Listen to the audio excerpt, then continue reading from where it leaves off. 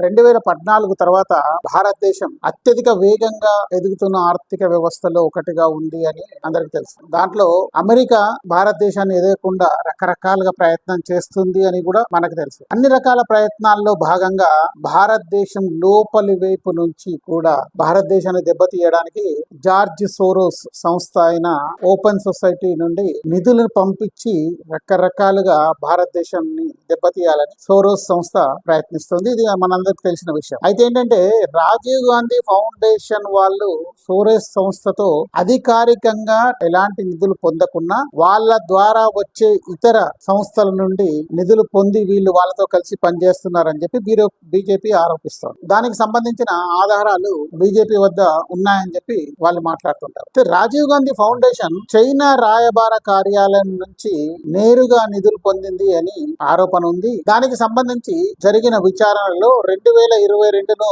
FCRA చట్టం ప్రకారం Rajiv Gandhi foundation యొక్క వాళ్ళ లైసెన్స్ ని శాశ్వతంగా ప్రభుత్వం రద్దు చేసింది. దానికి ముందు 2007-2008లో హ్యూమన్ రైట్స్ లా ఫోరం అనే సంస్థతో కలిసి పనిచేసింది అని ఆధారాలు ఉన్నాయి. ఆ హ్యూమన్ రైట్స్ లా ఫోరం కి నేరుగా జార్జ్ సోరోస్ సంస్థ అయిన ఓపెన్ ఫోరం నుంచి నిధులు వచ్చాయని చెప్పేసి కూడా ఆధారాలు ఉన్నాయి. అలాగే 2018-2019లో జార్జ్ సోరోస్ సంస్థలో బోర్డు సభ్యుడైన హర్ష్ మందర్ సంస్థ అమన్ బిరాదరితో కలిసి రాజీవ్ గాంధీ ఫౌండేషన్ కలిసి పనిచేసిందని, అలాగే దాని ద్వారా రాజీవ్ గాంధీ ఫౌండేషన్ కి నిధులు నేరుగా కాకుండా అమన్ బిరాదరి ఫౌండేషన్ నుంచి వచ్చాయని చెప్పేసి ఆరోపణలు ఉన్నాయి.